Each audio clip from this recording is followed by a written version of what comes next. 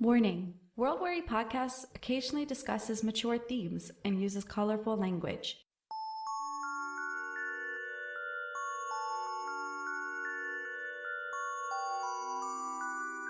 The ocean makes up approximately 71% of the world's surface.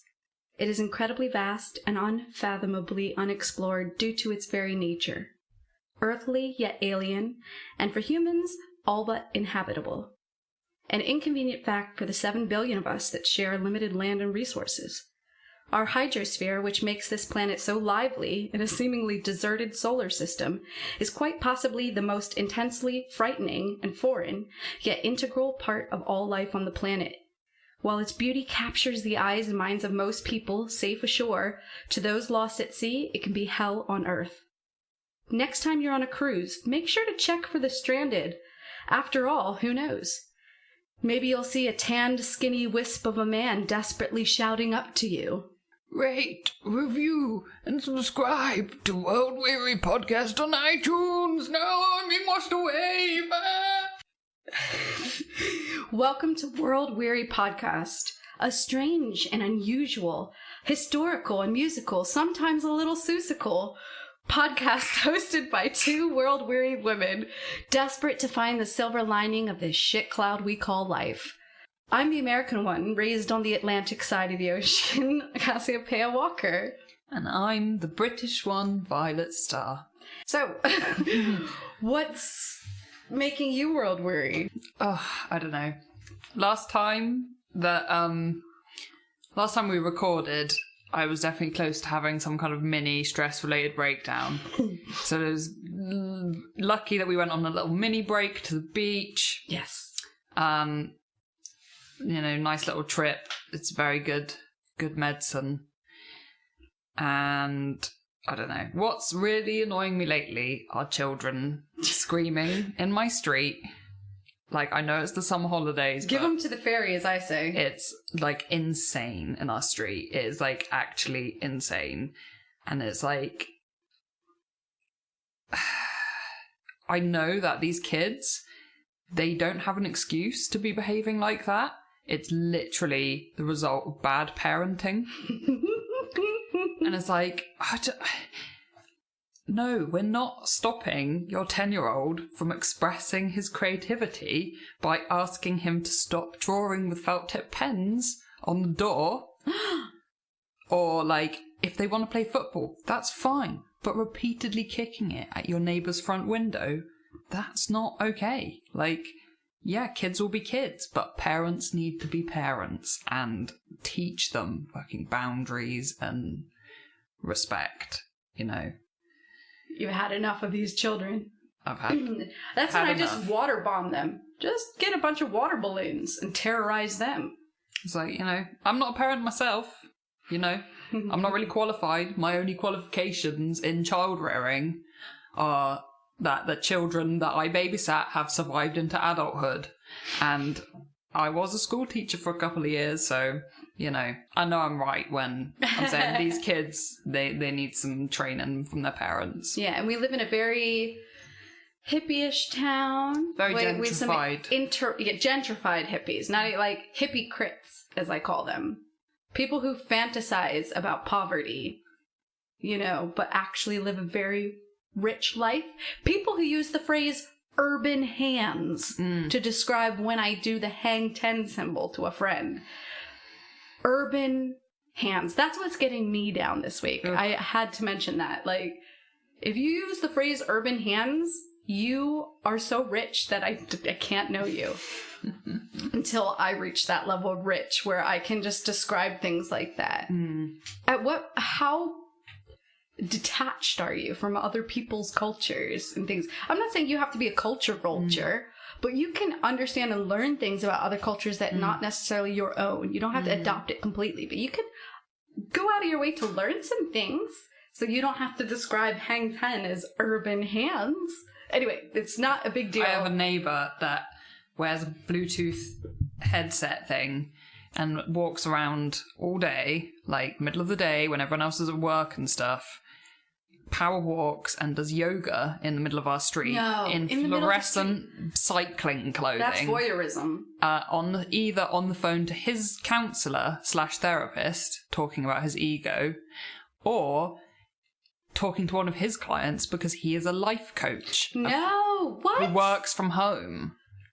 Just Bluetoothing people across the country. How do I get that doing yoga poses?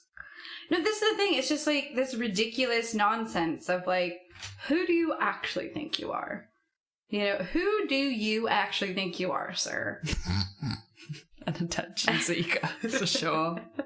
The only time I'm wearing fluorescent is if I'm going to a party with UV. He did a plank in the middle of the road. God. And we live on a tiny little road. You guys don't understand. Her road, there's no business for anyone to be doing anything. This is rural England. These are medieval streets. And with the windows face each other. They were never designed for cars.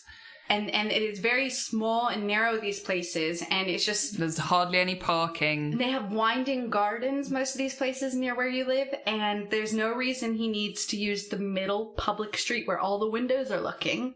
It's just a weird attention-seeking thing. He's put a standing desk in his front window. Oh my God. Of his house. And these houses are terraced houses right out on the street. They literally, the door opens out onto the road.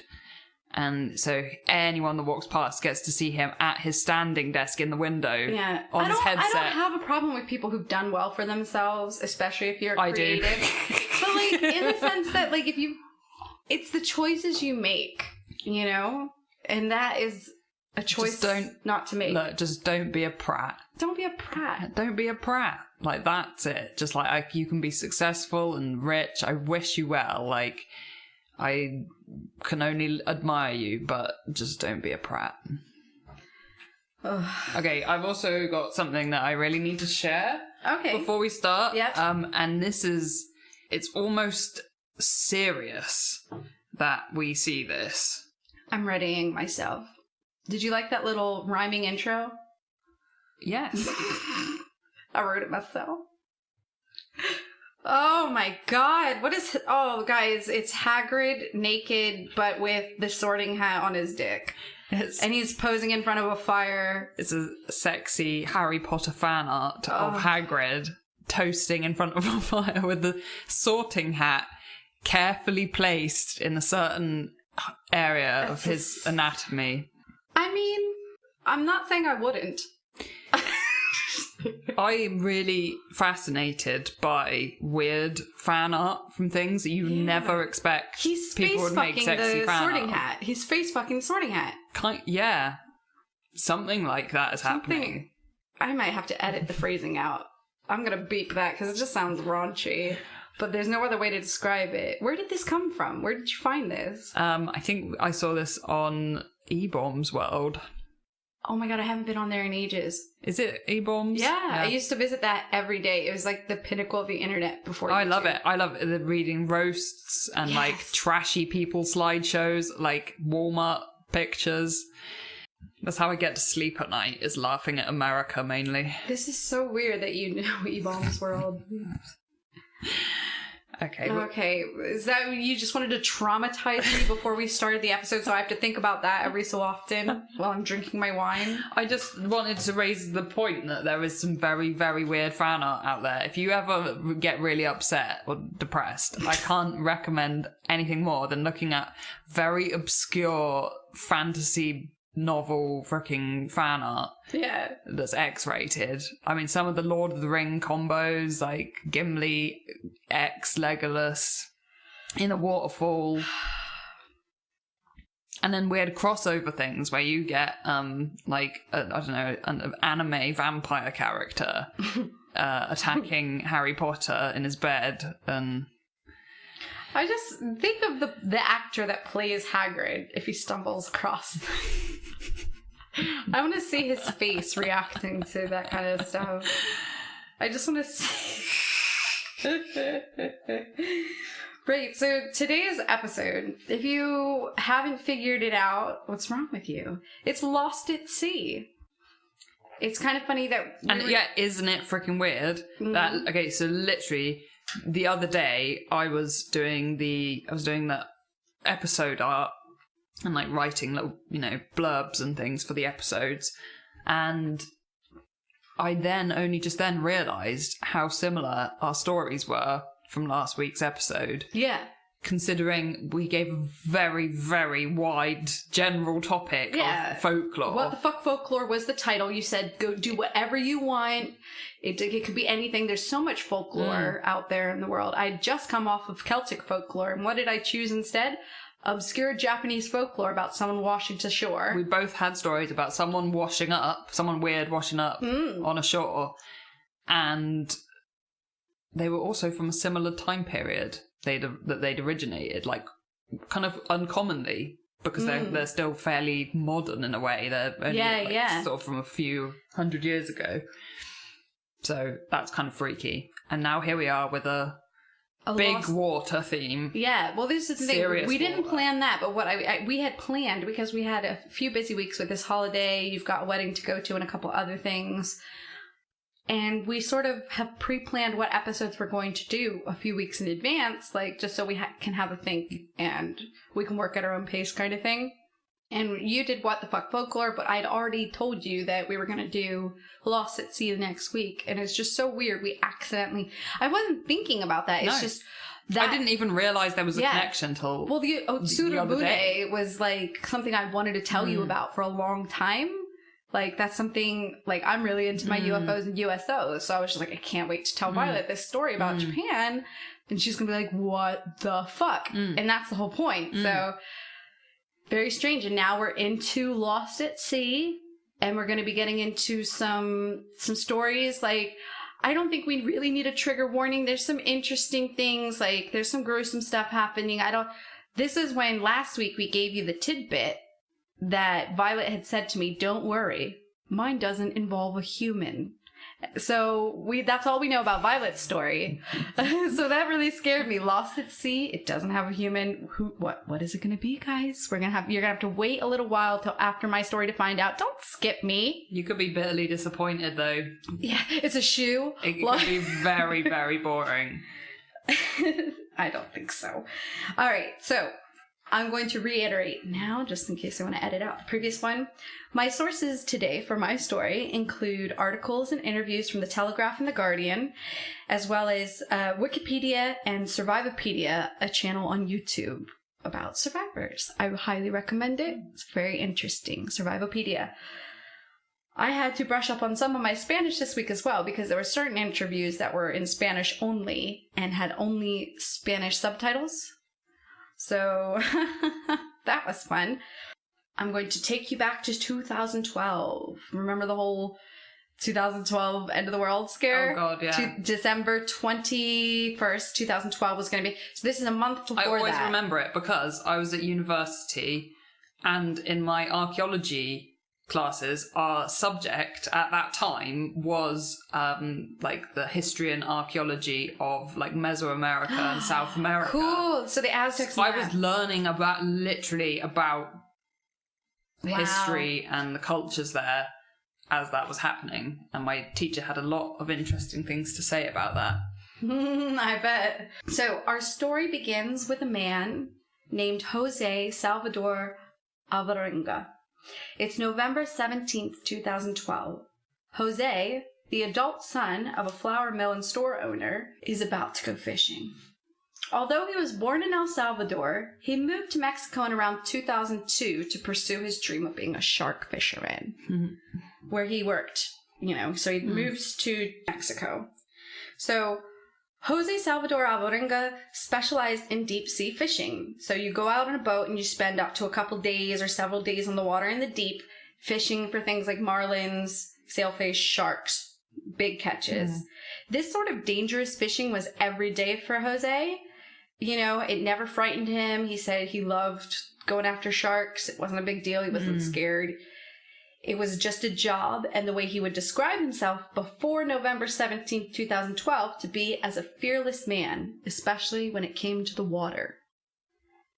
Locally, in the Mexican town he was living in, he was known as La Chancha, local slang for the pig. It is assumed he was quite corpulent.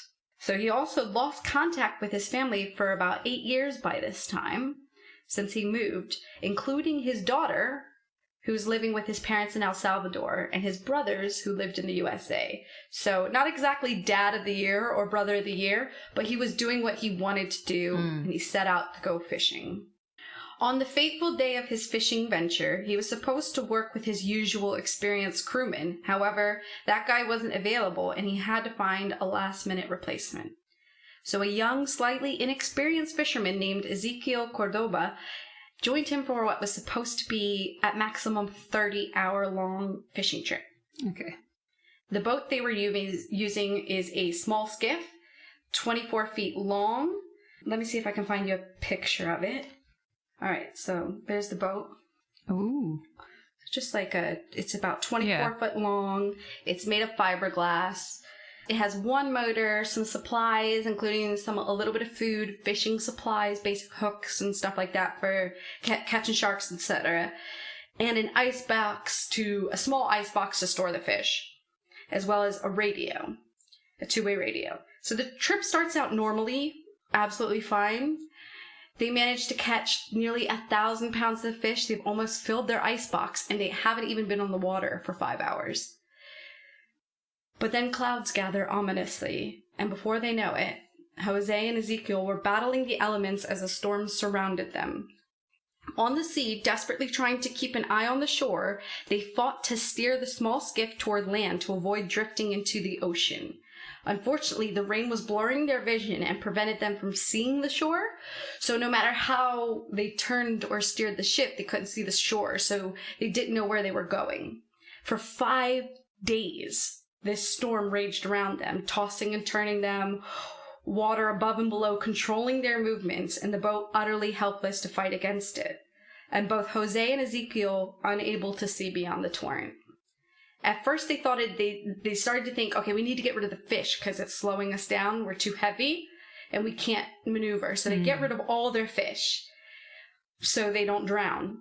And then the storm sort of blows away their supplies, and then their motor gets literally blown off. Like their motor's gone, and they're dead in the water by the time the storm clears 5 days later. No fish, no food, no water, no fishing supplies. The only thing they had left was the two-way radio. They managed to turn on the two-way radio. Jose sends the mayday message to his boss, and his boss picks up. The boat owner. Contact was established, but just as they begin trying to communicate their location roughly, the radio battery dies. Now they're truly alone, lost at sea, not quite sure where they are. Battery is fucked. No food, no water, etc. Jose and Ezekiel begin the task of basic survival. They catch turtles and fish, mainly Jose, with their combined experience, but unfortunately, Ezekiel doesn't have a lot of fishing experience. He's just this young lad that's like there for the day, unfortunately. So Ezekiel suggests to Jose that they can drink their urine to forego the effects of dehydration. So they both begin to drink their urine, and Jose is catching turtles, seabirds, jellyfish, anything, and they drink the blood to try and get water. So as it's a substitute when they can't get rainwater, but they're basically doing this every day. Jose also became really quick and adept at catching birds that landed on the boat. He would later explain that it was a careful game. A bird may land on the boat, but you had merely seconds to capture it, or you lost your chance at food for days. Jose described Cordoba as inexperienced, and he did not do much to help hunt the birds. Turtles, jellyfish, everything that would keep them alive. He couldn't really do it, and Jose's doing it all by hand himself. This sort of survival went on for a few weeks when one day they caught a strange bird, and after eating it, Ezekiel got sick. Ooh. Jose explained that after Ezekiel ate the bird and got very ill, they inspected the rest of the contents, and they found a poisonous sea snake in the belly. Ooh. So he had started eating the flesh raw, and this is what Jose says. When they see that, Ezekiel refuses to eat food from then on. He doesn't want to eat the raw food. Ooh. So traumatic. So not long after refusing to eat, Ezekiel becomes very sick and delirious, and tries to throw himself overboard several times. He won't drink the blood. He won't do any of that shit. He's not eating at all. And when he sees sharks, he tries to jump in. So Jose would rescue him each time, but eventually starvation takes its toll and Ezekiel starves to death. Shit. Jose could not believe it, and an immense loneliness overtook him. He refused to get rid of the body, and instead he kept Ezekiel's corpse on board, talking with him as he had done before. Violet's face, guys. It's amazing. He continued to survive on his own, but after 6 or 7 days, the body's decomposition was such that Jose simply could not keep him aboard. Oh, man. After 6 or 7 days, the smell... not gonna be a good smell. Yeah, the smell starts to bring him back to reality, and he can no longer talk to him because he's smelling it. So he just chucks him overboard. And before Ezekiel died, he'd promised 2 things: that he would get back home and that he would not eat him. During his 14 months on the sea, and this is longer than any human has survived alone on the sea in human history, he says that he passed many boats, or rather, many boats passed him by. He might have rested on the idea that they did not see him on his small boat, accepting that in some cases sailors would even wave to him. Possible rescue came close many times. Shit. However, he was completely ignored by those with the power to help. According to Maria Isabel Rodriguez, the El Salvador's Minister of Public Health, he told her they passed close by. He asked them for help, and they didn't want to provide it. There was one that almost destroyed his little boat because it came so close to him, but nobody helped him. Because of this, there were many times when his depression was overwhelming. Oh my god, that's the worst. It's fucked up. Yeah. A boat! Being treated like an ant or something. Yeah. Oh, we've got a schedule to keep. We can't stop this. And that's what it is, really. Those captains have schedules to keep. There were many times when his depression was absolutely overwhelming. He would grab his knife and stare at it intently, contemplating suicide. Each time he would pull himself away from the precipice of his own dark thoughts, using his religion and faith in God to steady him through those times. After 14 months on open sea, clinging to survival quite literally moment to moment, living day by day, Jose's boat washed pitifully ashore at a small shoal on the southern tip of the Marshall Islands. Too weak, he got out of the boat barely, and the boat almost ran him over as he got out of the boat because he was so weak and fell on the ground. He was disoriented, extremely dehydrated, and completely disheveled and confused when he was found by chance by a patrol on January 30th, 2014. He had drifted nearly 6,000 miles, and he had survived. Whoa. Immediately, skepticism surrounded his story. Tom Arbruster, the United States ambassador, which we can credit most of the skepticism, every report I look through, every article, every interview, they all say the same thing. Some people say, some people are skeptical, and it all, in my opinion, comes from the ambassador of the USA, as soon as he lands, saying the following. Because they don't mention people. They just say, some people believe. And that's like a reporter's bullshit. Yeah. I mean, you think our podcast is inaccurate. Watch the news. Tom Arbruster, the United States ambassador to the Marshall Islands, acknowledged that it seemed implausible for someone to survive at sea for 13 months, but that it's also hard to imagine how someone might arrive on Ebon out of the blue. Certainly, this guy has had an ordeal and has been at sea for some time. There was and still is a lot of, how did he survive so long? It's impossible. Some news articles and speculative interviews were even so bold as to suggest he had made the entire thing up. Some even suggesting that it was a cover-up for murdering the young lad, and then decided to grow a beard, stay on the sea for a month, and then come, then arrive and then be exonerated from this murder. That's what some people were suggesting. I'm going to be a hypocrite and not exactly reveal my sources. I have tried to find out the reason why there's so much skepticism around this story, but it just seems like people just quote, oh, there's skepticism. I can only assume the length of time he spent out there is the major contributing factor. 13 months, 14 months, unheard of.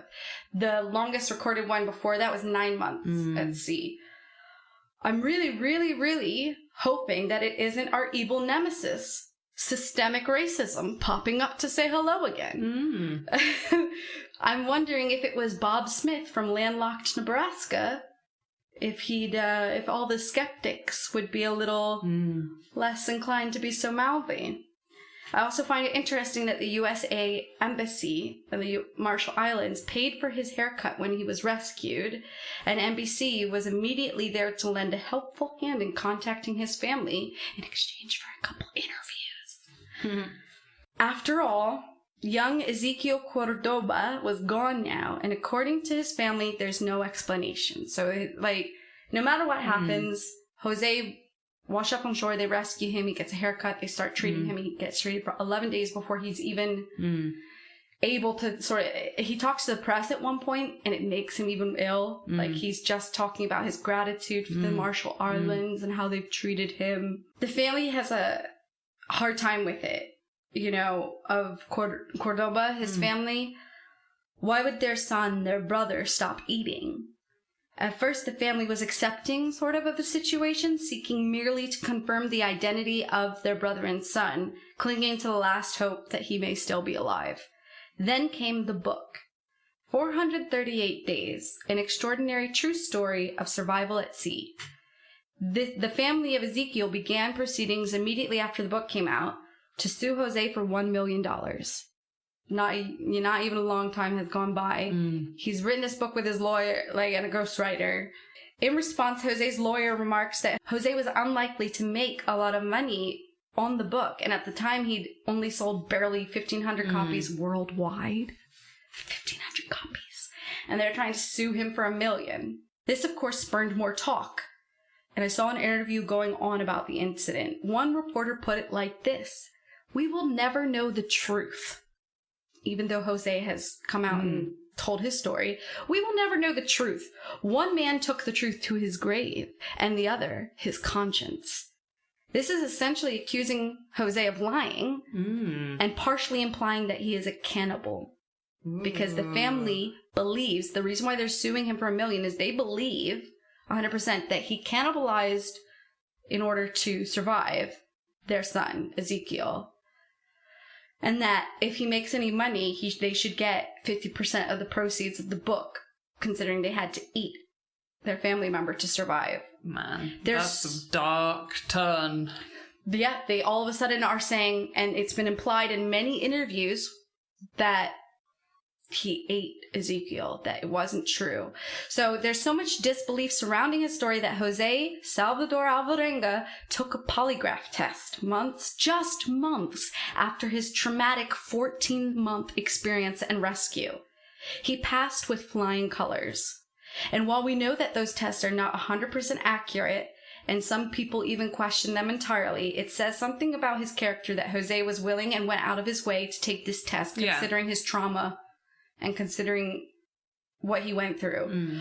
Because no matter what, all people agree that he must have been out on sea for at least a while, because he was extraordinarily dehydrated and he'd been missing, and the boat had been reported missing. The boss did send out a helicopter to try and search and rescue, but it was too late. They only spent a day looking. It was bad weather. They turned back. The first thing Jose Salvador requested when he got back to shore was tortillas and a pupusa, which is like a stuffed cheese tortilla. In an interview with Survivopedia, Jose is asked what factors helped him to survive. First and foremost, Jose recalls it was his faith in God. Days when I just didn't know if I was going to make it, and I had faith in God that I can get through. Second was bravery. I had to be able to continue to survive, and that's what my companion unfortunately did not have. But on those days when we weren't sure if we were going to make it, or if we would have anything to eat, I just kept telling myself, I can do this. When asking if they'd ever imagined being lost before, Jose admitted that he'd been lost at sea once before, for 9 days. Shit. He made a mistake and was lost, and he had to be rescued about 20 kilometers away from the shore. He'd considered the possibility that could happen again, but he didn't like to think about it. But this time, when he'd been gone 14 months, he gave up hope that he was going to be found. And he just thought, if something was going to happen, I've got to be saved. There's got to be another way. Jose now vows that he will never go to the sea again. I wouldn't. And a previously fearless man, he says he can't look at the sea. He can't go near it. He gets anxiety. He described his anxiety. Yeah, it's like returning to a place of pain. You don't want to go back to, like, I don't know, like a home where you had a bad time and violence, whatever. You can never return without feeling traumatized. When asked how it feels to be alive, he said, having gone through this experience, I can identify with other people a lot better because we all have different things in our lives. Some people, for example, are considering suicide right now, and they don't think they have a reason to live, but I feel I'm able to identify with them better and be able to say that we only live once and life is not to be thrown away. We have to do everything we can do to take advantage of the time we have. Being only a survivor and touching on survivor's guilt, he says, I feel very bad, obviously, for my companion from Mexico. He passed away and his family wasn't very welcoming. They felt the same questions that I did initially. Why me? Why did I survive, not their son? But I tried to do everything I could and help him survive, so I don't carry the guilt, but I do feel terrible. It wasn't his place. He was a young man and he had his whole life ahead of him. And of the ocean now, I wouldn't go back out. I promise God, I made a deal that I will never return to the ocean. Even if we had prepared food then, it wouldn't have lasted. It was really just my faith in God and being as prepared as possible that helped me survive. I had bad days and good days. When I felt good, I didn't want to die. And I thought about home all the time at first. And then suddenly, I stopped thinking about the future. And about half a year out, it was day to day. And after that, moment to moment. I just thought to myself, I am part of the ocean now. This is my life. And that is the story of Jose Salvador Alvarenga. That's crazy. How trippy is the sea, man? Like, to think about being stuck and lost out there for that long in a vast expanse of ocean. I would never make it. So trippy. I could totally relate to him not ever wanting to even look at the sea again. Yeah. Because that would trip me out so this is the bad. Thing. We went to the beach recently. We're like having fun at the beach, chilling out the source. There's people lost at sea right now.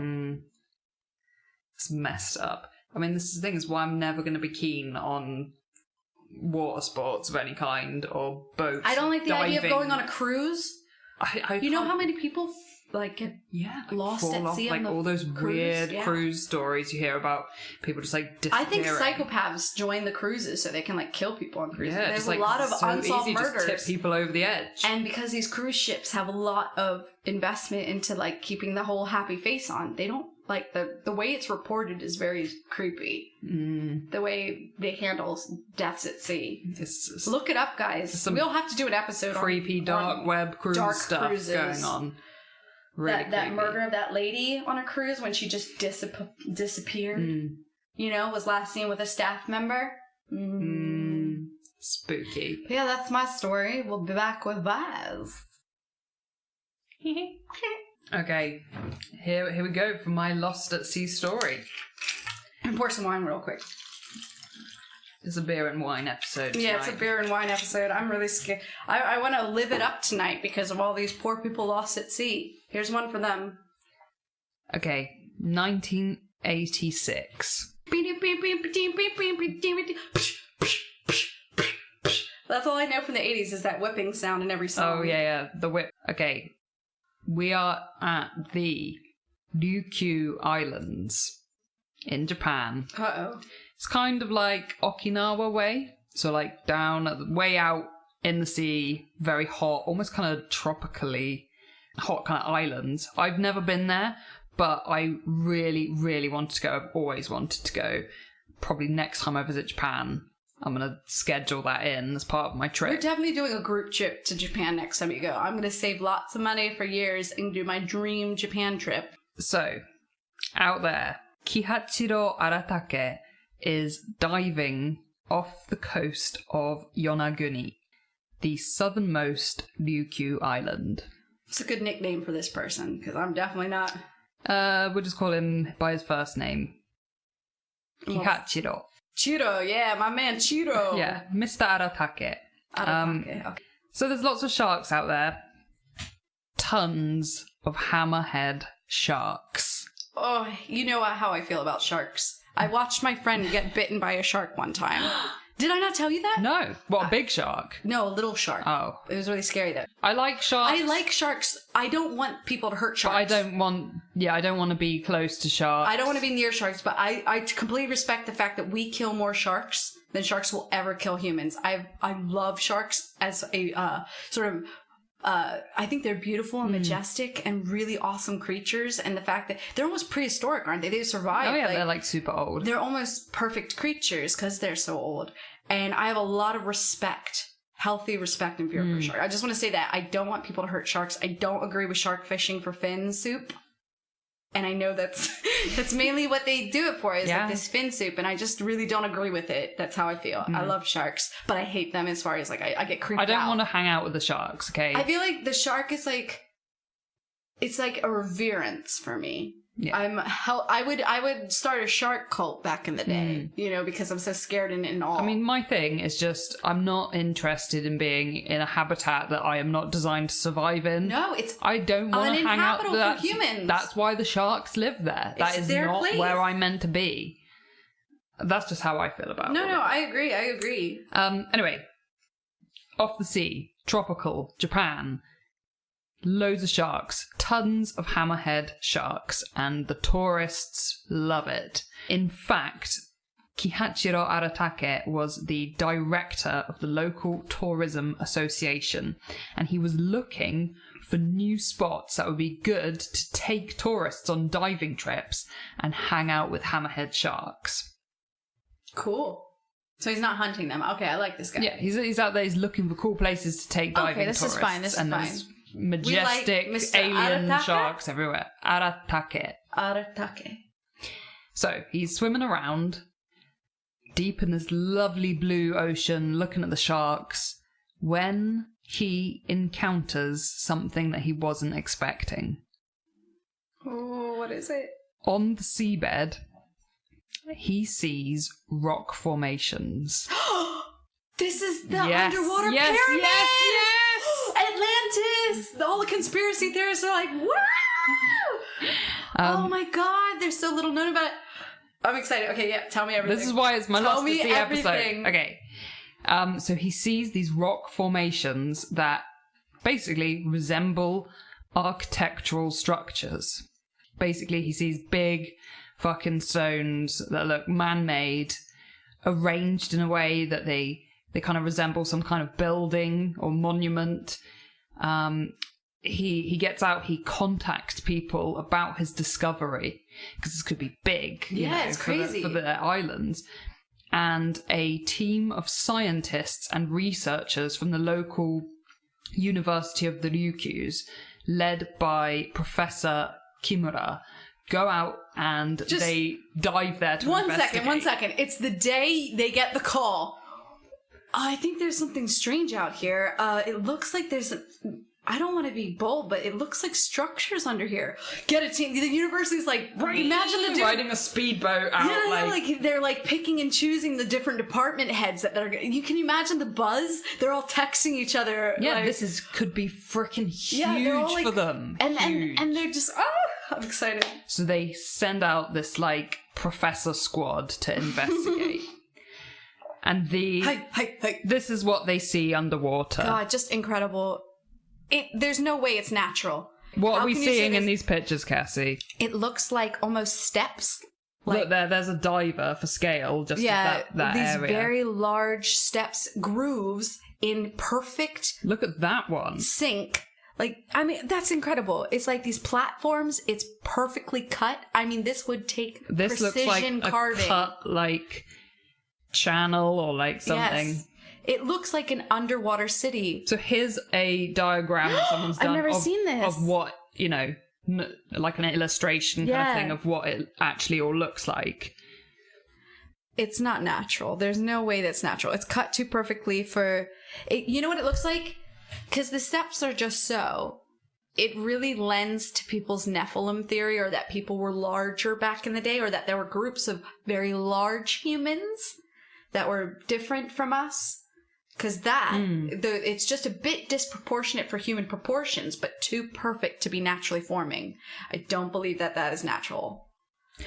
This is like, I think they call this the turtle. That is literally shaped like sticking out on the top there, like a star shape kind of. Yeah. You can see why they call it a turtle. We've got some. I'm so glad you did this right story. angles and stuff. Because I wanted to know more about this, but I can't be bothered. Wow, it is so crisp, the lion's cut. It is laser efficient.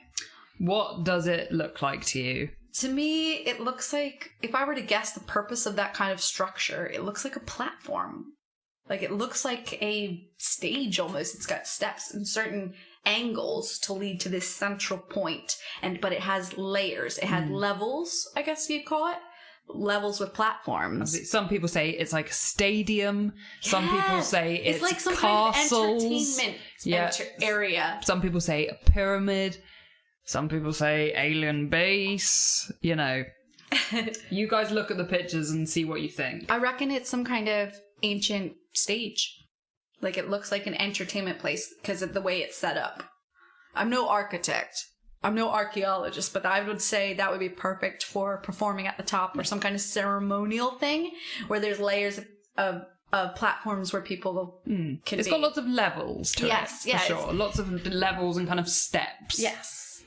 So, the scientists and researchers, they go out there, they take a look, they photograph it, etc. Professor Kimura, the guy directing this initial investigation, is of the opinion that this is a man-made structure under the sea. I agree, Professor. It becomes known as the Yonaguni Monument, and Professor Kimura, we're going to have to remember him because he becomes, this becomes his thing. His baby. Yeah, his baby. He becomes a kind of champion for it, so he'll come back into the picture a little bit later. And it sparks a lot of interest globally when this gets out. It becomes a really popular location for diving tours because tourists want to go out there, see the sharks, and see this crazy rock formation anomaly in the sea. People go out there and film documentaries. Photographers go out there, people make photographic records of the underwater anomaly, geologists come to take a look, and of course, you get people into kind of pseudo-archaeology taking a real interest. It's Atlantis! No, you gotta understand, it's Atlantis with the Nephilim. The Nephilim made Atlantis, and then the waves took over the whole world. You can see in the Bible with Noah. Is exactly. So pseudo-archaeology, we're just going to go on a mini rant here for a little bit. It's also known as alternative archaeology. That's my band name, actually. It's a good band name. It's somewhat controversial. So this is ancient aliens, ancient astronauts territory. Okay. Oh, I love it. That's pseudo-archaeology. It's where we live. It's my house. But, okay, so in academia, archaeologists have criticised pseudo-archaeology a lot, obviously. Of course. John R. Cole characterised it as relying on sensationalism, misuse of logic and evidence, misunderstanding of scientific method, and internal contradictions in their arguments. Science burn. And the pseudo-archaeology people have, kind of in the past, it's been a very much us versus them thing. It's like, well, you're just too rigid in your rules. Exactly. There's a serious opposition to the academic archaeological establishment. It's almost conspiracy theory stuff. They suggest that, the pseudo-archaeologists are the kind of underdogs who are not being allowed to... Yeah, they're being held... The archaeologists are the gatekeepers. Being oppressed and suppressed by this corrupt system. Of academics. The academic White Tower establishment. Yeah. Pseudo-archaeology is also, this is the stuff, it's kind of, sometimes it's motivated by religion.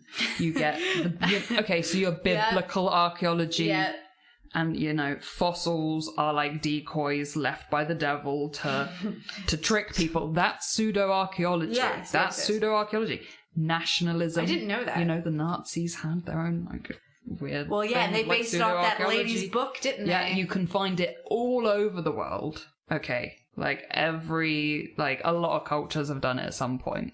But the problem with the whole kind of ancient alien stuff is, you know, I think a lot of people realise now that it's super racist. Well, it says, It's humans very are too problematic. dumb. You're too dumb and unsophisticated to be able to figure out how to make a pyramid. Yeah. Probably because you're brown. And only crazy aliens, white, blonde aliens, most of the time, can possibly help you out in order to get your... It's such bullshit. It's the same people that disregard a lot of space evidence that we have, like space exploration. You think hundreds and hundreds of people are going to keep a lie for NASA? They're discrediting every rocket scientist, every man who spent, every admin who has to do the bookkeeping for these rockets and parts that they're buying from Taiwan and China and Japan. And you are discrediting thousands of people by just saying, we never went to the moon. It really grinds my gears because my mom's a scientist turned nurse. And if she had been working on that shit, and then someone had the audacity to say something as simple as, it's not real, it was done in a studio. Oh, you cannot get that many people to keep a secret. It's like just because you can't be fucked to go out and design and build a pyramid, doesn't mean that other people haven't been able to do it. Maybe if you got out more and joined Pyramid Building Club, you'd frickin' succeed at something. You're too busy on Reddit whining. Reading Red Pill and then reading conspiracy left-wing bullshit sites. Sorry. Hashtag called you out. No, not you guys. Those people don't listen to podcasts hosted by two weird women.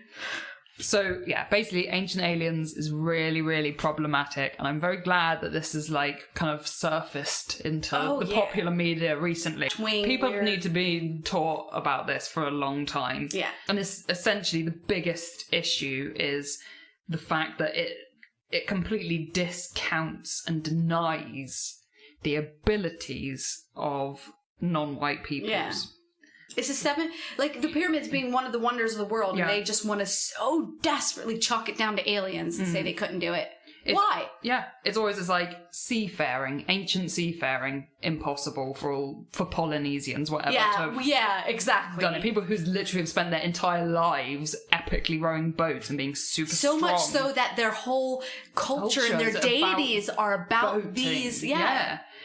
Like architecture, sophisticated technology, language and writing, and so many things. Astronomy. We are really lecturing today. We are really having it at the system. I've been building this up for like 10 years. It's so annoying though. A lot of this is used to kind of imply things like there were these super advanced, ancient, lost races of Caucasians. That was like quite a like... The Atlanteans! Yeah. Oh, they weren't like anybody. They were like weird Aryan white people. Yeah. Who have all just disappeared. And they might have been a bit magical. You know, Atlantis was built by ancient magical white people. And you see veins of those ideas in like sci-fi movies like... Freaking, even like Planet of the Apes. Yeah. You know what I mean? It's like, oh, it used to be us. Like, Okay, I'm going to be bitching about ancient aliens. You get to. A fucking lot in this is podcast. Our podcast. Yeah. It isn't everybody else's podcast. They all have the same views. For real. This is just the start, so you guys better get This is going to be a wine-fueled rage episode. Because when I was a teenager... I sat in rooms full of stoner dudes in small town rural England. Like a lot of my friends had like never been beyond like Portugal for a holiday. Okay. Telling me how there is no way that the Egyptian pyramids or the Mesoamerican pyramids or the Nazca lines, they're saying there's no way they could have been built by humans.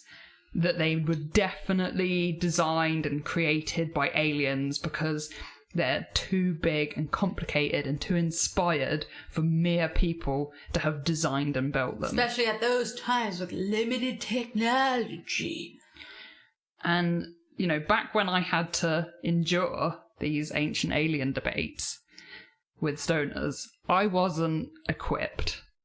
I wasn't equipped to argue. I just remember I had... Get it out, Violet. Get it out! I hadn't gone to university yet. I hadn't been able to, like, go full archaeology. I'd always had an interest in archaeology. And let's be honest, as a teenager in a room full of guys, you don't fucking get a word in edgewise most of the time. No Let's way. be honest, ladies. I was not equipped to argue, and I just remember eventually I had the confidence to kind of memorize this one line whenever we would get into these debates, where I would say to people, like, you know, I can't understand where you're coming from, but personally, I think you're being a bit quick to underestimate the abilities of people in the past. Like, that was the only thing I could say. And people would still frickin' argue with me, obviously. So when I started studying archaeology and anthropology at university, and suddenly I have access to libraries and, like, I'm learning about these disciplines and how to think about and manage all these complex ideas, I realised I was now getting the tools to fight my corner in these kind of arguments and just get people to think differently, like... And it's still something I feel passionate about. No, it's good. This is our space to talk about these things. But the thing is, it's like, it's okay to think about aliens. It's I love okay to question whether aliens or beings from other dimensions or whatever have visited. Well, in a way, humans doing these wonderful things, the Nazca lines, the pyramids, in a way, we can sort of think that maybe it's their own tiny way of doing something so grand that if there is aliens or gods or whatever, that they notice them. Yeah. You know, that's why we do these things, is maybe there's a grain of truth in what they're saying, in the sense that maybe those lines, it's not necessarily an airport for aliens. It's just a communication with something other than yourselves, the sky, and saying, look at us, we did this. You know? Those are there forever. The pyramids are still standing. We did this. That's what the Egyptians can say. And it burns them. It burns them like hellfire. Yeah, this is the thing. It's totally okay. It's okay to question whether there's been some kind of interaction between aliens and us. It's okay to believe in magic and supernatural stuff and the paranormal. It's totally okay to be open to all of this stuff. And it's okay to have multiple interpretations of the past all existing at once. But we need to think about where these ideas and theories come from, because they don't just spring out of nowhere. Like, these are created over time and history by lots and lots of people. Well, all those ideals about the blonde alien things, that directly comes from a book that inspired Hitler. Their whole thing was based on this lady's book about these fucking aliens that spawned the perfect race. Yeah. You have to follow history. Yeah, you need to go research. Stop looking at Reddit for all your articles. Well, Reddit does have some good stuff. They have some really good stuff. I love Reddit. Yeah. But if you get stuck into I swear to goodness, there's this weird loop that you get stuck into, that a lot of these articles and things that are alternative news will slowly push you to this weird racist place on the internet that feeds off of young, vulnerable men in particular who don't have the answers, who are desperately seeking them. And these people are like, we have the answers. Ancient aliens, come along with us on disclosed.tv. Don't worry about it. Here's your free KKK hoodie at the end of it. Because it's like, it's so creepy. Like, a lot of these articles, you follow the people, you follow the facts. And it comes from this fucking racist shit. Yeah. I'm sorry. I'm having a lecture. So this is the thing, is check your facts. Know your facts. Do your research. It doesn't hurt to check out, you know, where all these ideas come from.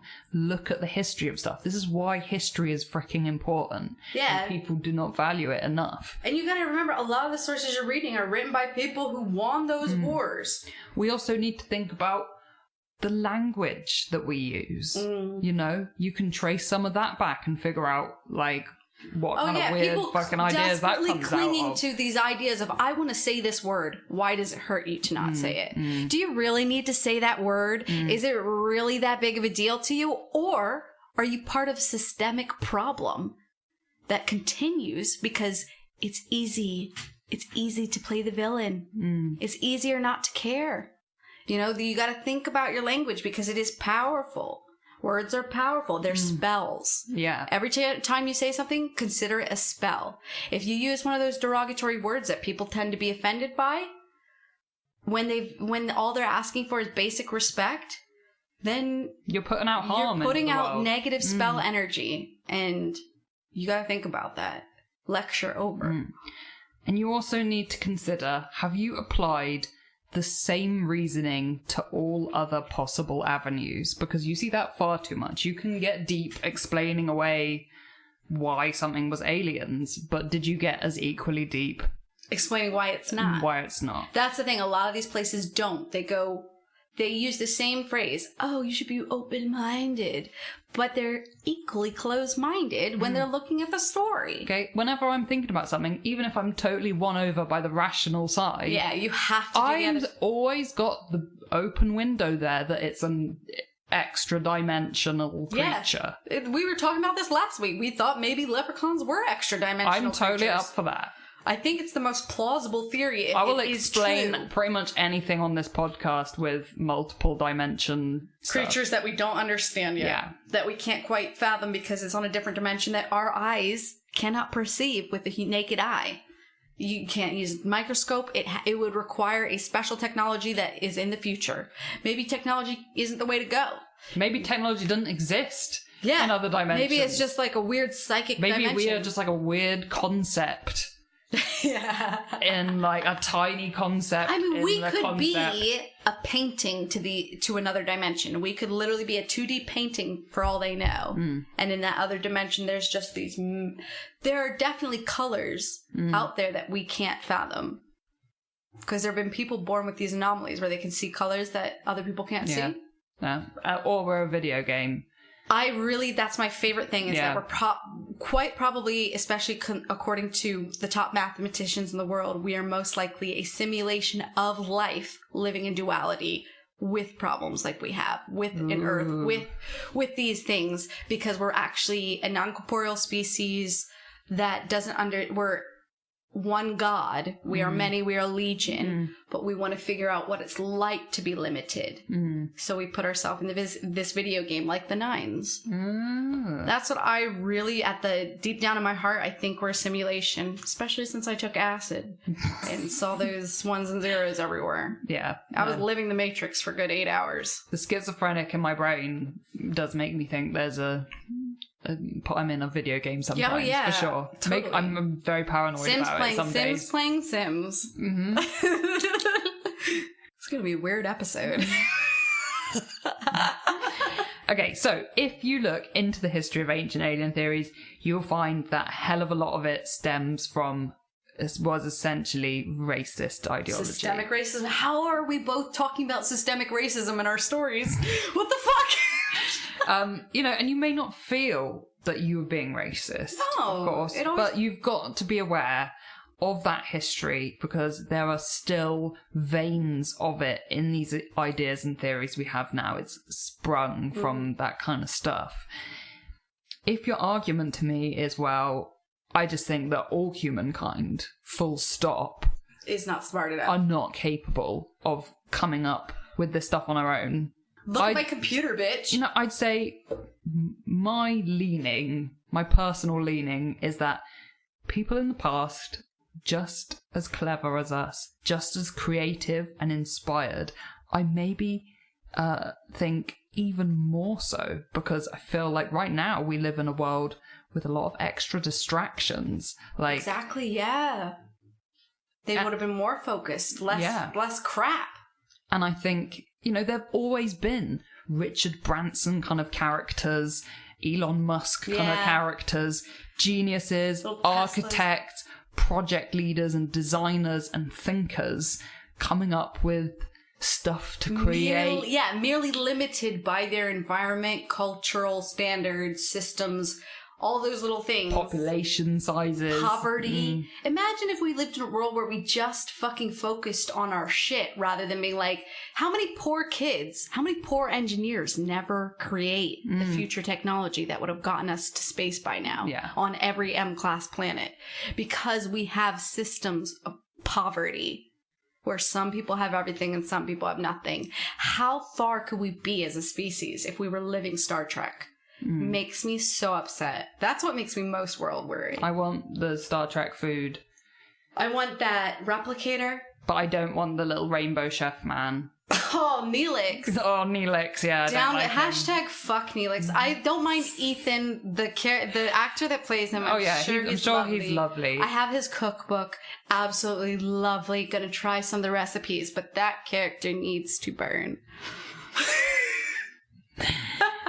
On that point, there is also this culture of disregarding expertise and the experts. It's too complex to get into now, but we see that a lot, especially nowadays. Things like climate change debate. Oh my god, the fact that that's a debate. We're killing the planet, people. We need to move on and fix it. And this stuff gets very deep because at the end of the day, on a very basic level, it comes down to trying to understand how we, as humans, process information and how and why we believe things. That's essentially what you could dig it right down to. It's behaviour and psychology. If you guys want to read more about this kind of stuff from the academic archaeological perspective, because Lord knows I can't do it justice. Yeah. I'm going to link like a bunch of reading in the diary. Yeah, check out the diary on worldwearypodcast.com. One of my old lecturers, Gabe Moshenska, has talked about it. Holtorf has written about it. Colin Renfrew. There's loads of great reading out there on this that isn't so popular or easy to access. You know, it's easy to find freaking Ancient Aliens conspiracy videos on YouTube. Yeah. So I kind of want to help people find the other side of the story too. You know, the thing is, it's just like, here's how you check yourself, people. If the information is vomited, then maybe you want to do a little bit more research. Maybe you want... Here's the thing. A lot of these people will do the easy thing of just Google, and then you've got these essentially nobodies, which I don't want to, you know, I'm not traditionally educated, but I feel like I self-educate. It doesn't make me an expert in anything officially. You know, I wouldn't want to call myself an expert on anything officially. Even I won't call myself an expert. But I would, you know, exactly. I wouldn't be so bold as to write an article as if I knew about some fucking ancient aliens. And these people will look at these websites, be like, wow, that's really sensational and fascinating, and it's a really good story, really good evidence. But the way these people write, they really do discount most evidence from the other side. There are biases in everything. But I tell you what, from knowing some nerdy fucking scientists quite personally, these academics aren't trying to fuck with you. They're trying to get down to the bottom of it for the love of science. And that's why it gets obscured and like shuffled away, because it's not as sexy as ancient aliens created the pyramid. The sad truth is it's not as accessible. You need a certain level of... Well, you need to know what to look training for. And literacy, and there's educational gateways. Because you might not necessarily know the vocabulary of that field of knowledge. It literally took me like 3 years to be able to read proper academic work. I couldn't absorb it at all. I really struggled.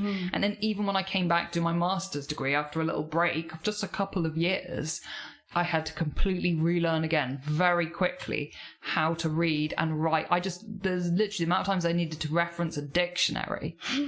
And, you know, I consider myself pretty like, you know, I'm very, very well versed in reading and writing and feeling very literate. You have a grasp of the English language. If I had been any, like, you know, any more disadvantaged as a kid, I would have really, really, really struggled. I think most of us are in that boat. So just try and do your research. We're not trying to be lecturing y'all. We just want to let you know there are avenues to take to find out more information. Have a go at trying to find stuff. If you can't access a book because it's too expensive, or it's all on like websites where you need a subscription to read it, You can always try contacting the authors. They'll sometimes email you a free PDF of it if you're really interested in reading it. Especially if it's a research article. A lot of the best writing you can find are people's theses. Yeah. And people's casual works that get published in one magazine their whole life, and then it's obscure from then on. These people are academics and they're desperate to be recognized for their brains. So find that useful information. It's out there. It's ready for you. Do your own research. Don't just watch a YouTube video with a 50-year-old man who's lost his wife, his job, and most hope for life, and is desperate to teach you about the aliens from Mars. Don't just rely on him. Find the other side, because this is the thing. I love to think about aliens and stuff. It's my favorite thing. I believe in aliens. I know they're out there somewhere. They're at a distance away, but there's no way that we are coincidentally somehow the only species with our capabilities. We're not that special. But what I will say is I think we might be at the same junction evolutionary-wise as another species. So we're all stuck in like this space of maybe being at this level or below or above slightly. I don't know. But there's an alternate dimension where we're both sharing a cell in an alien prison. Yeah, right now. totally. Right now, you and I are like, oh my god. And instead of a podcast, Like we're just talking about stuff that notches in the wall of like how many days we've been in alien And instead prison. of podcasts, we're just talking about like every week we choose a random topic just to get the fucking week through. Oh man, what if we came from like a weird like steampunk planet or something and been captured by aliens? I would love to see a movie of that. We'll read it. But okay. yeah. Here we go, back into my... Oh shit, we're We're back to the rocks in the sea. Rocks Not so in the exciting. sea, lost outside of Japan. Yonaguni Monument. So, this monument, it's made of sandstones and mudstones, believed to have been deposited about 20 million years ago. Wow. Most of the formations are connected to the underlying rock mass, as opposed to just being like freestanding rocks. They're connected into the ground. Whoa. So we've seen the little turtle picture. This is one called the twin megaliths, which is like two stone slabs that are kind of look just like standing next to each other. Yeah, they're just chilling next to each other. About the same size. The main feature of the monument is this rectangular formation measuring about 150 by 40 meters. It's about 27 meters tall, and the top is about 5 meters below sea level. So pretty close, I think, to a few kind of people's worth. Yeah. So some of its details, for those who see particular features within this big formation, they notice these two closely spaced pillars which rise to within 2.4 meters of the surface. A 5 meter wide ledge that encircles the base of the formation on 3 sides. Okay. A stone column, 7 meters tall. A straight wall, 10 meters long. An isolated boulder resting on a low platform. A low star-shaped platform, a triangular depression with 2 large holes at its edge, and an L-shaped rock. Weird. This is a jacuzzi. Violet, what the fuck is this? What is it? Yeah, what is it? Okay, what could it be? Arguments for it being a natural formation. Okay, here we go. I'm willing to listen. Some of those who've studied the formation state that it is most likely a natural formation, but it could possibly have been used and modified by humans in the past. So when it was above sea level, because this is the thing, they kind of proved at some point, because it's very close to the coast, at some point it was above sea level, like a really long time ago. Maybe people tried to quarry bits of it, or they tried to chop off some slabs to use for something. A geologist called Robert Scoe, I think, I have no idea how to pronounce his surname, from Boston University, observed that the sandstones that make up the Yonaguni Formation contain numerous well-defined parallel bedding planes along which the layers easily separate.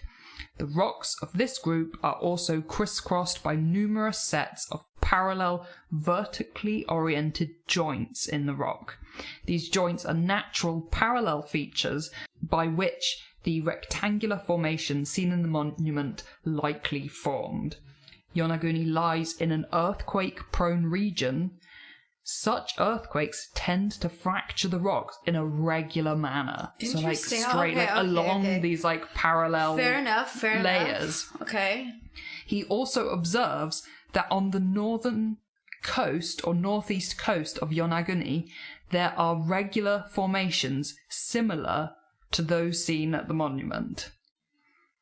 This guy from Boston University also believes that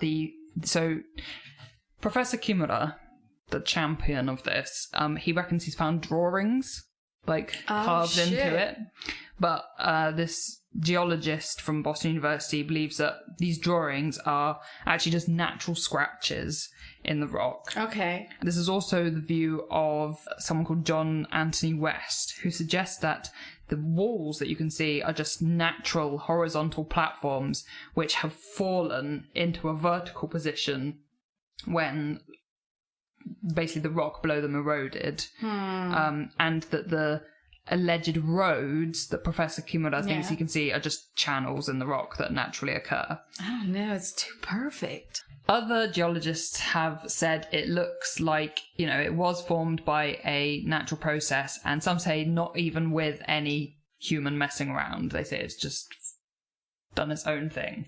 Someone also, a professor of oceanic geoscience from the University of the South Pacific, actually noticed that the rock formation continues into these slate cliffs next to it, which had been fashioned solely by natural processes.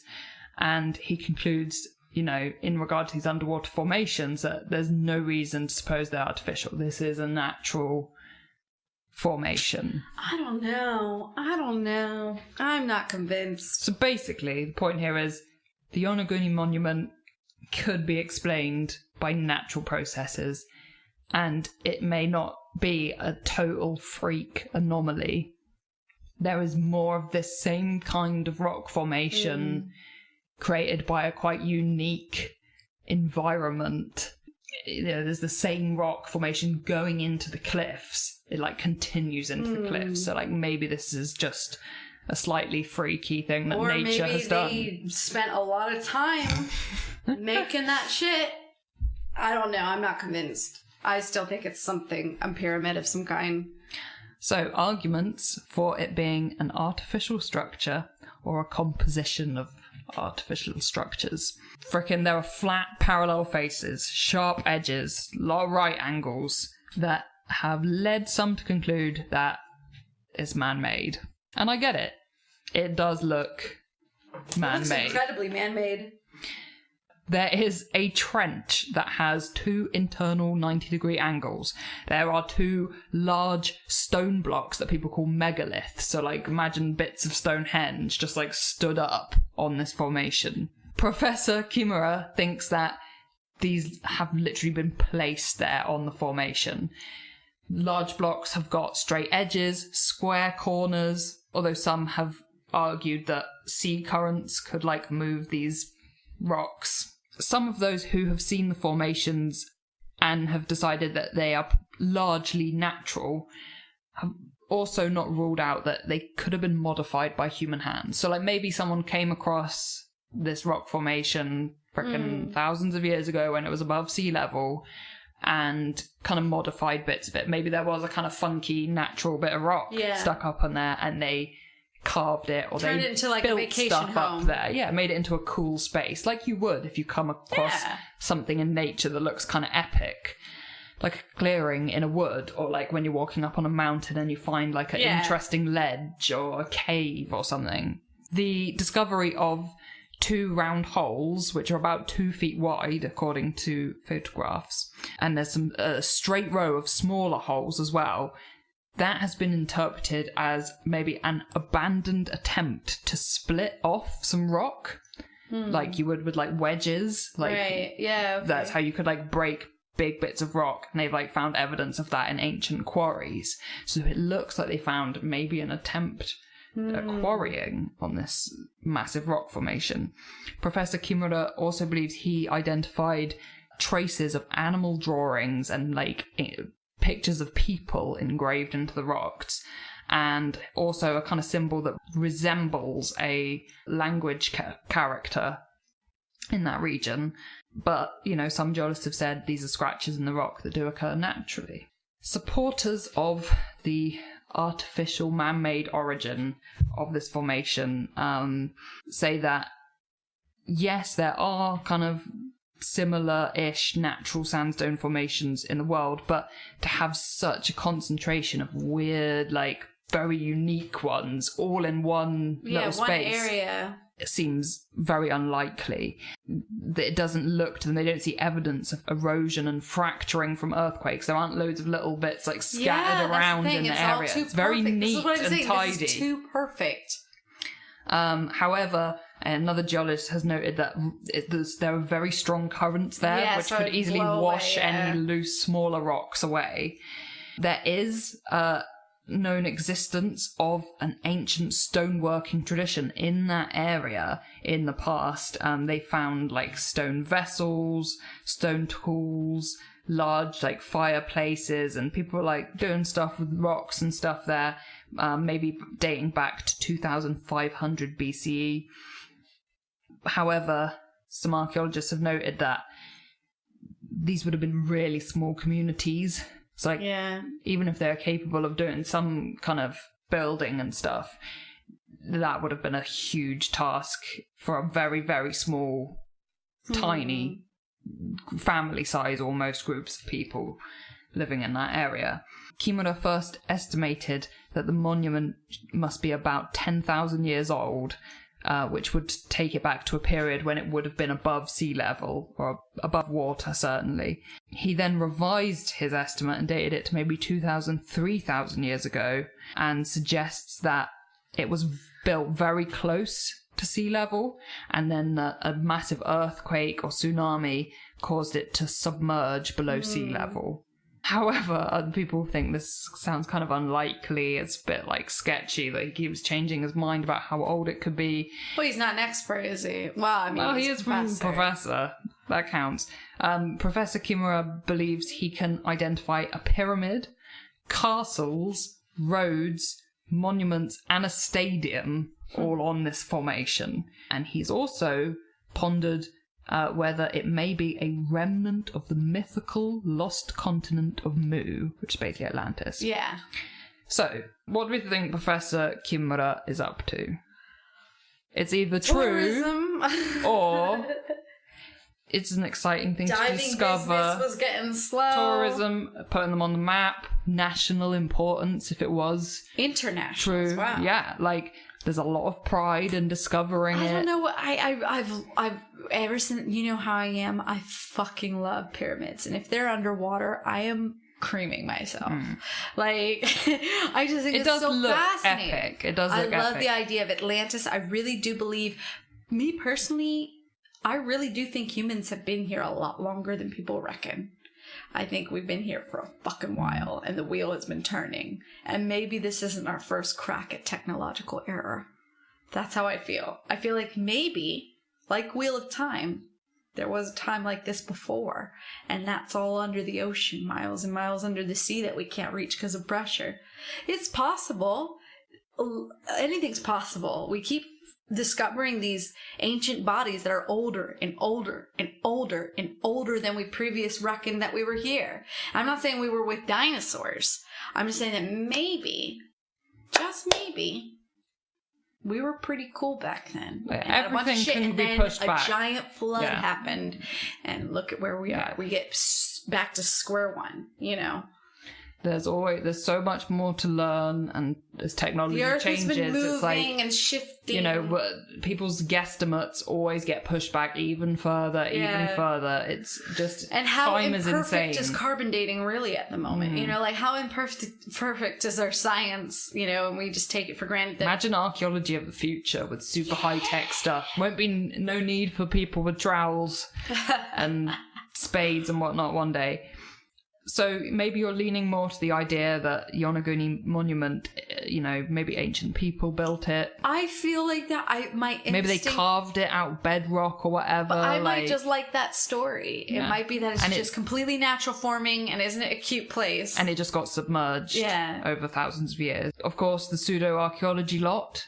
Hello, listeners. Ancient aliens. The Nephilim. God, I liked a tweet at some point recently, which is just like quoting the freaking racist shit that this ancient aliens dick wrote. I don't know, go look at it on Twitter. The pseudo-archaeology lot have questioned whether it's Atlantis or a lost civilization or evidence of some lost continent with the very problematic term of an advanced civilization. Yeah. Maybe an alien base. There's a lot of people in that alien base. Freaking. Not every underwater structure that we find. Where's the mermaid Atlantis. People being like, this is King Triton's palace and all the mermaids died from pollution? There'd be a lot more evidence, I think. Yeah. I don't know. It's the ocean. Like, what can we say? Like, the sea is a mystery to us still. You're expecting like mermaid skeletons with like a little crown and a gold trident, just like something like. I swear I've seen that in SpongeBob or something. This is the thing. I love the idea that there was this Atlantis and these crazy, like I said, these crazy techno eras. But where's the evidence? Yeah. The closest thing we found is an ancient hammer. Boom, boom, an ancient hammer.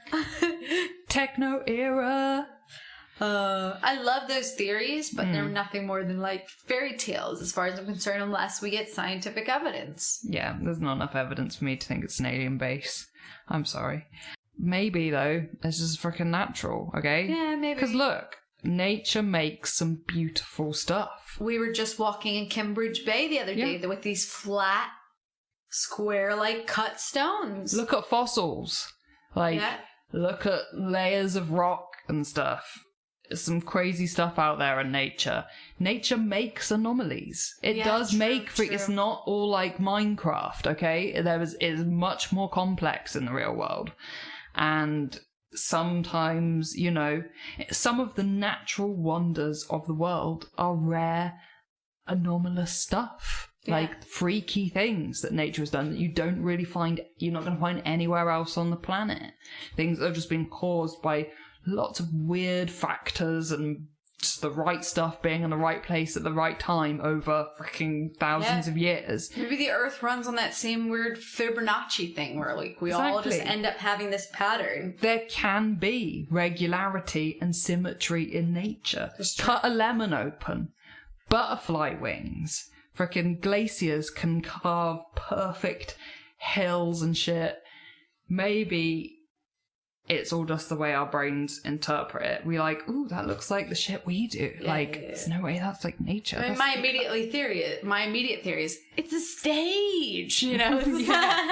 Our brains look for patterns. We try to interpret the world around us because we're used to looking at all the shit we've designed.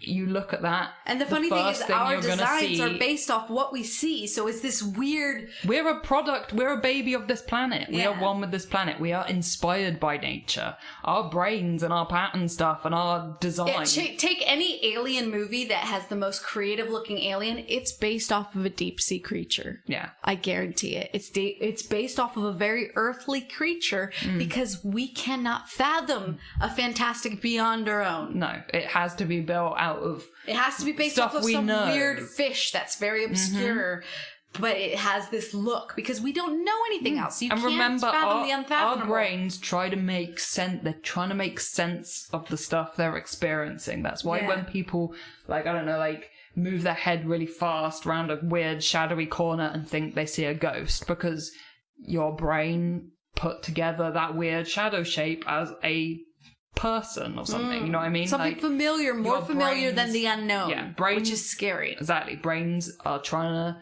figure it out using their little bird watching book, trying to match it up. Yeah. They're not always gonna be able to be open-minded enough. You know what I mean? To like consider that it's more comfortable to have an answer than a mystery. Exactly. You got to be careful for that. So, what do we think? I'm on the fence. I'm now on the fence. Ever since I heard about it, I was just like, wouldn't this be great if it's a pyramid? But the problem is, because it's stacked so, there's no utilization of space. Humans, we don't just build a block. We build a block that you can open. Where's the door? Where's the door into the other layers? Where are the freaking cup holders, Where armchair? are the ancient footstools? Where are the ancient shitters? Yeah. There are too many missing things. So this is why I'm completely on the fence. I would love to think it's that, but what utilization? What is the utilization? Where are the extra things that humans' basic needs? If it's natural forming, what an incredible natural, as you said, anomaly. What an incredible thing to say, wow, our Earth can do so much with... Maybe if it was above sea level, it would be a natural wonder of the world. Yeah, of course. Yeah. We'd be visiting it. People would fucking have a ferry to it. You'd be walking around it going, ooh, lovely. Any diver listeners out there? Go dive in there. Tell us what it's like. I'm not going diving. No. Too scary. Tell us your stuff. I bet you guys have got good stories about freaking diving. I don't want to go snorkeling. Oh no way. Never again.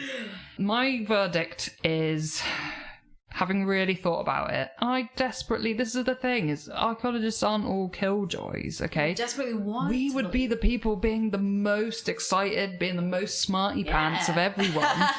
If we thought... the pyramid. Because everyone wants to find the freaking lost, insane... society. Imagine if someone found like a Stonehenge under the sea, like, all perfect. Yeah, they'd be epic. There is shit like that out there. I've seen freaking photos of underwater temples and stuff that has got submerged, like... crazy Egyptian stuff. Indian temples. Oh god, have you seen those yeah, ones? they're fantastic. Amazing. It's absolutely surreal. We'd be the first on the bandwagon, being like diving down there, researching it. About it. Everyone go insane. It would be the most exciting thing ever. So yeah, why would we, cover that up? There's no reason. That would be the field day if they could prove it. There's not enough evidence to say that it's anything. Maybe the problem is it's just fucking natural. Like that's what I think. Like, I wouldn't rule out that humans could have tampered with that or like quarried it or modified it. Like maybe you see a freaking unusual rock formation like thousands of years ago when it was above sea level, above the water. Maybe you chip and we're away. like, oh, this is a cool place to hang out, like you do when you find an epic rock or something at the beach, or like a cool thing on the side of a mountain or whatever, an interesting looking place. Like it could have become a landmark, or like they could have tried to like build stuff on it or quarry it. I think it could be natural. Yeah, I guess that's where we're at. It's the beauty of nature, though. It is amazing. This planet creates some crazy stuff. Well, I mean, if it helps Japanese diving tourism, why not? Yeah. I'll totally go and see it. I bet that's the coolest dive. Oh, yeah. If I was a diver and willing to risk that kind Strong of shit. sea currents, though, apparently quite dangerous, so I think you have to be experienced. Don't go out there and just fucking jump off a boat, guys, with your snorkel, because you ain't gonna live long. No. It's gonna be the hammerhead sharks. No. I don't think they eat people. They're all right. They're the ones that look like little aliens with eyes on the side of their head. Always freaked me out as a kid. I was like, what is the point of a hammerhead? Oh, you know that Teenage Mutant Ninja Turtle ripoff? This is the wine.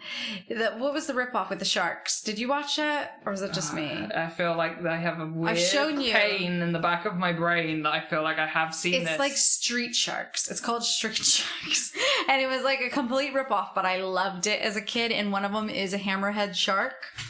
We'll show it on the Instagram. The Street Sharks. But yes, congratulations on surviving this lecture / We had a good old rant. Story on the Lost at Sea. We had some Lost at Sea emotional story. Yeah. Like, we have gone to some scary places today. Scary places, and then sort of like... We've gone places other podcasters are afraid to go. It's so true, because it's a very strange place.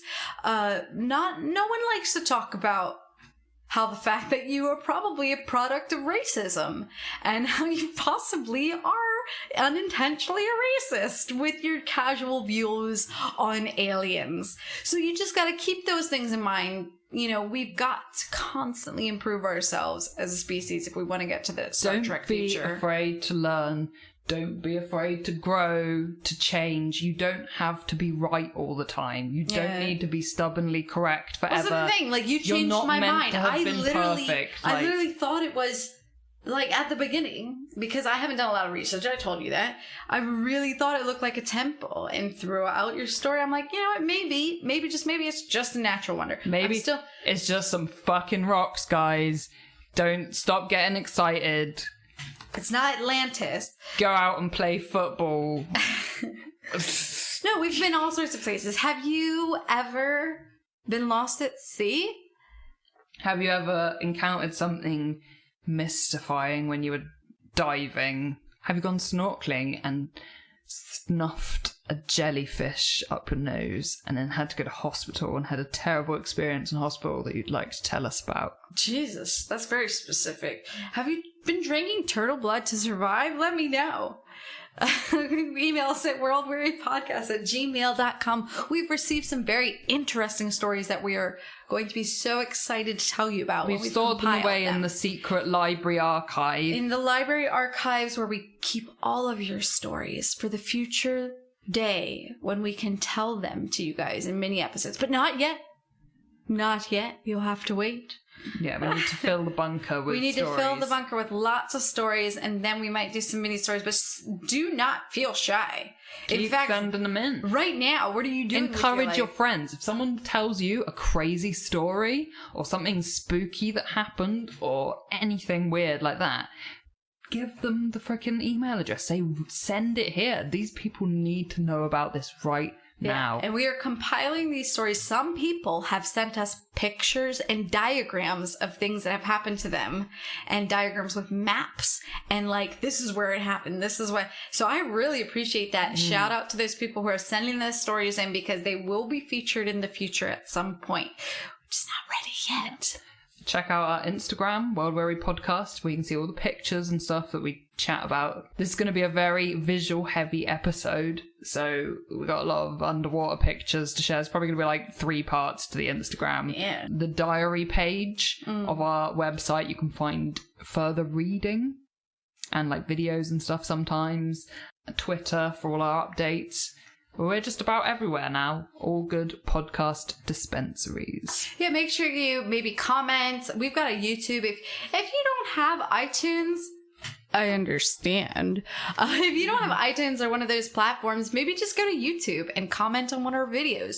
You have no idea, but the algorithms associated with these websites, all you have to do is like, comment, maybe subscribe, say anything, you know, and it really helps us. You have no idea. It gets our name out there.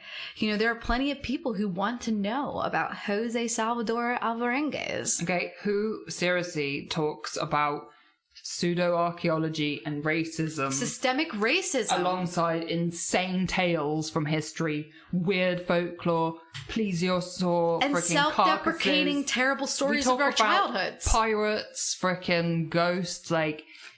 We can talk about it all. I'm doing the tarot right now. I'm no one-trick Sasquatch, okay? No, I'll fucking tell you guys stories all day long. We talked about someone who found fucking dead leprechaun on the side of a hill. People are expecting a happy leprechaun episode. Well, I'm sorry. We continued the dead body theme for another episode, okay? God, imagine being on a raft and so fucking depressed and lonely on this skiff that you keep a corpse with you for 6 days talking to it like, hey, what's up, bro? Am I gonna drink some turtle blood today? You want some of this bird with this poisonous snake in this stomach? You want some of this? Just poor dude. Like, and then to be not believed to this day, there's controversy surrounding his shit. Go buy his book, because goddamn, he's living with his family in El Salvador now. But Jesus, let's do the tarot. Let's see what we get in here. Reverse 5 of Pentacles. Illusion. Ooh, and a reverse we got a couple major mastery. You know how we always have like sort of these themes of colors when it comes to our stuff? Jesus, 5 of Pentacles is a pretty upsetting card. That is not good times. By the way, this week I am actually going to take a photo of it so you guys can see. I said I was going to do it last time and I totally forgot. We had got carried a away. suggestion from listener, I'll just call them Chris. Thank you very much for suggesting that we post pictures of my deck. We'll credit the deck, which is the Tarot of the Old Path deck, and we're going to go ahead and credit that on Instagram so you can see what deck I have, but we're going to show you each reading each week so you can see. I'm make a nice like photo shoot area with this empty can of Hobgoblin, and a empty wine bottle, $5.99 crystal ball from B&M. Guys, I just also want to say, like, I appreciate everyone listening to the podcast. It has been so much fun just chatting with my best friend Violet, my best friend. How long will that remain until we go crazy and angry from the podcast because we've spent too many hours talking about Sasquatch? But I feel like we talked about stuff like this, not like this, but like talk to each other for. But this is the thing: is like we have known each other for so long. Yeah. All we do, the reason we are friends is because we get off on chatting to each other. We can literally just talk to each other all day, non-stop. The only time we stop is because we are freaking tired. And we have literally got no energy anymore to talk. Like, it really doesn't seem to harm us too much because it's just more chatting to each other. All right, so 5 of Pentacles reversed indicates an end to difficult times. Oh, thanks. So God. Reversed, it's a great card because upright. So upright, they look depressed. They're sad. This dude's got a bleeding hand. His woman wife is just crying. They're like wearing like raggedy green and of course clothes. we She's know got a hole in the elbow of her dress, and like there's a crappy plant behind them. It is not fun. And of course we know that Pentacles has an association with money. Yeah, and like monetary. coins. It's sort of like coins. This is like the £5 of tarot. Okay, so it indicates an end to difficult times, particularly if you've suffered major financial or job loss, which is extremely close to our hearts, really. You may find some new sources of income. Come on, Casper Mattresses. You know you want to sponsor us. You're good for it. It can sometimes illuminate the persistence of inner spiritual poverty. You feel as though something is missing, but you're struggling to put your finger on it. Don't worry that you don't have enough. Especially when it comes to material shit. Because even though you're not wealthy, you don't need all that shit. I can always eBay off my whole Beanie Baby collection. Yeah, and just make sure your fixation on material stuff doesn't harm you, your spirit. Be humble. Yeah. When you truly value something, you can make it happen. Try to hold back from Amazon shopping. So they're not so upset. Reverse, what do we see? What do we see really? We've got this group of gathering of the money at the bottom and just this sort of... basically represents an end to that fucking struggle. Yeah. Bye-bye. Super struggle. All right. Okay, this is good. We've got naked people in a pond, crawling naked night lady with a boob out. So this is actually on my deck. It's illusion, but in traditional tarot, it's called the moon. So upright, illusion, fear, anxiety, subconscious, intuition. So it's all our fears and illusions, and we're projecting fear into our present. Based on past experiences. We may have a painful memory that causes stress, and rather than dealing with it, we're pushing it down. Basically, the illusion card is all about this fantasy presently, this fantasy that we're using to protect ourselves. It's like a defense mechanism. Yeah, so maybe we're just like, because we've, this or that with the podcast. Maybe we've gone mad. Yeah, maybe this, Well, it indicates a time of uncertainty or disillusion, like where nothing's what it seems. We have to be careful making quick decisions at this time. Basically, that's all it's saying. Presently, no quick decisions and we'll be fine. Think about negative self-talk, mental blocks. That's what's happening with me. I think that's what it is. Because I've been... You know how I get into self-doubt mode? I've been like, maybe I'm not so cool. Maybe I'm not good at storytelling. Maybe I'm this. Maybe, you know, when you... Yeah. And we got to stamp out that. Having a lot of that. Yeah, we're having a lot. So we just have to pay attention to our lunar cycles and realign with that positive energy. And we should be fine. And what do we have for the future here? Scary. Reverse mastery. Now, the card for this is a quite muscly dude. He looks like, Thor. Like He-Man with a mustache. Yes. Riding a chariot with magical horses. So on my Magical Feminist deck, it's called Mastery, but in traditional tarot, it is called the Chariot. So it is the Chariot actually in reverse. So this is in the future. So upright, it's usually a green light to move ahead with some kind of project, you know? But in reverse, it means a lack of motivation. Maybe in the future we're going to be a bit less motivated. If only people would review and rate and subscribe on iTunes, and maybe we'd be less demotivated. Is there a deeper reason things have become challenging? That's going to be our future. That's going to be our near future. Maybe it's a little bit harder in the couple weeks, but that makes sense because I'm moving house. You're soon, moving house. Probably, hopefully. And we've got a lot going on for the next couple weeks. You're trying to achieve everything you want to, but you might not set out to. So we might want to take a close look at making sure we can achieve our goals and not live under the illusion that it's all just going to sort itself out. Yeah. But at least we have this positive push from the recent past to get us through the illusion, past the demotivation, which we were just talking about, into somewhere more positive. We just have to be aware. This lets us, you know, if you're someone who likes to have command over destiny, we have to tighten our reins. You know, we might feel a loss of power in the coming future. We might feel a loss of power when it comes to the podcast. We have to not allow ourselves to worry and then just examine what we can do to improve ourselves. So if that comes up, that's all we got to do. We've just got to examine ourselves, push through it.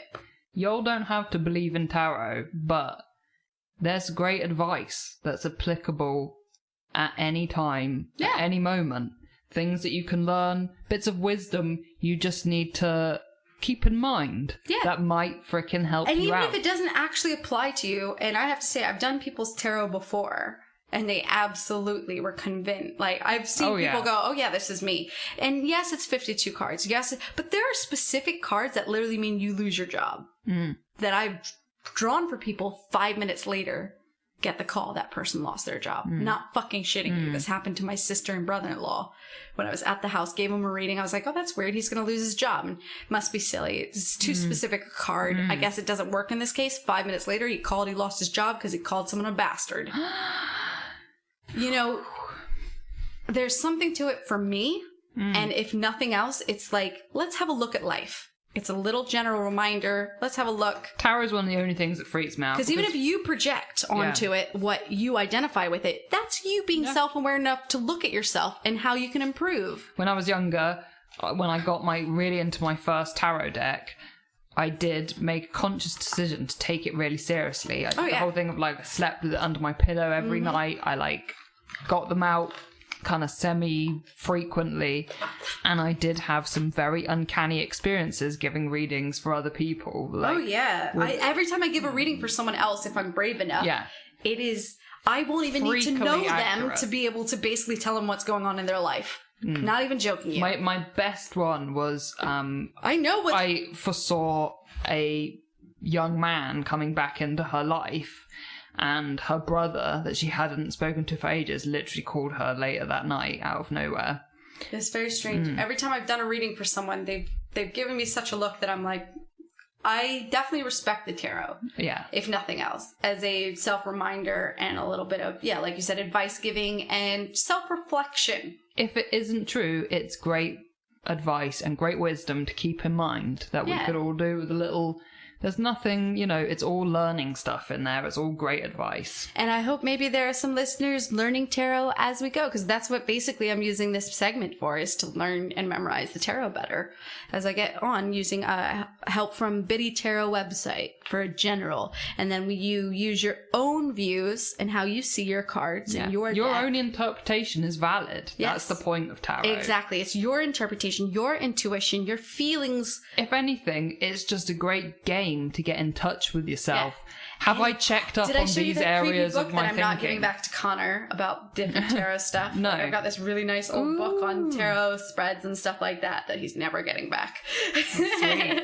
But yeah, thank you so much for listening to this week's very special episode, Lost at Sea. We'll be back next week for another very special episode. Oh my God. We're going there. And we'll see you then. Bye. Bye.